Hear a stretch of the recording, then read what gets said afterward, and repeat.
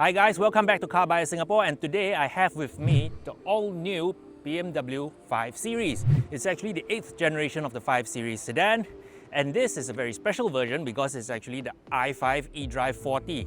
As you would have guessed, the name is i5, so it's an electric BMW. You can see here, the blue roundel has the blue outline surrounding the badge, which is a trademark of BMW's electric cars. The front grille is mostly closed off, and you get the I logo stuck on the left side of the kidney grille. And of course, there's the headlights with the blue highlights inside it, which is another hallmark of BMW's electric cars. Sell your car for the best price and get a free instant valuation. Get optimal value with our AI valuation tool and data-based pricing. Find the best deal with our network of dealers. We promise no fees or obligations, flexible handovers, and successful transactions. We also guarantee full transparency, keeping you informed every step of the way. Interested? Here's how to begin. Input your car info on CarBuyer Singapore's app and press sell now. Our bidding team will list your car, and all you have to do is wait for our good news. Upon agreement, we'll set up everything for you. It's that easy. To learn more, visit carbuyer.com.sg. Now let's return to the review. As you can see, the side profile of the car is actually pretty sleek. I wouldn't call this a muscular car because a lot of the lines are all very tight and compact against the body. There's two very strong character lines that sort of close up towards the tail of the car to make it look very slim. And the side sills is like all black, makes the bottom of the car looks a bit less heavy, and the window sills are pretty high up. And it finishes here on the C-pillar where there's a 5 badge written in the side, so you know it's a 5 Series when you see it from the side.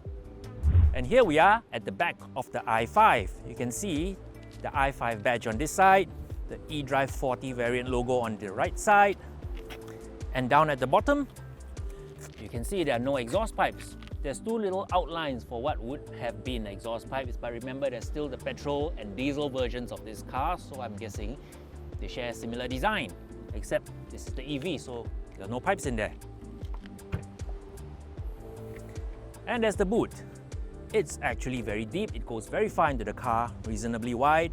It's not very, doesn't go down very far though, so that's where you keep the charging cables and everything.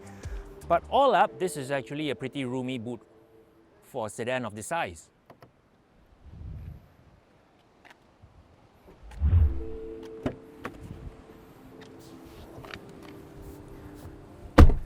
Now we've moved on to the back seat of the i5. It's a very spacious, comfortable space. You've got USB sockets here. You've got a very nice air conditioning control display right here. It's all touch panels. Though there is a center hump between the seats. That's a carryover from the petrol and diesel versions where you need to have the exhaust pipes running underneath it, despite this being an electric car, so it really doesn't need any of those. But yeah, it's a very comfortable space to be in. See, I've got plenty of leg room, I've got plenty of headroom, and there's also a panoramic sunroof overhead, which you can't really see right now, but yeah, it's there. It covers the 80% of the length of the roof. Right here we are driving along in the i5 eDrive40 in the hills around Lisbon. It's got 340 horsepower, 430 Newton meters of torque, and the 0 to 100 comes up in 6 seconds flat. There's actually just one motor driving the rear wheels, so this is actually a rear-wheel drive sedan. It's really big and chunky on the outside, but when you drive it, it doesn't feel that big. It's very dynamic and very agile. It's actually quite easy to point and place. Then when you put your foot down, you get all that BMW iconic sound noise going on, which happens here. Now the interior of the i5 is actually quite familiar if you've already driven any of the BMW i cars. It's got a wide panoramic dashboard up front, which is, it's actually 2 screens together, a steering wheel that's come from other i cars, the iDrive controller, and the little toggle that's actually the drive selector.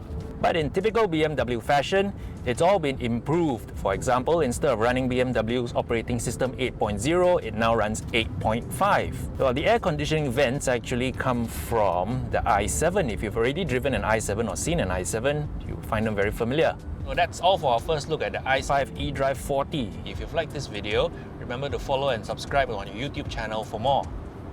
Until then, see ya!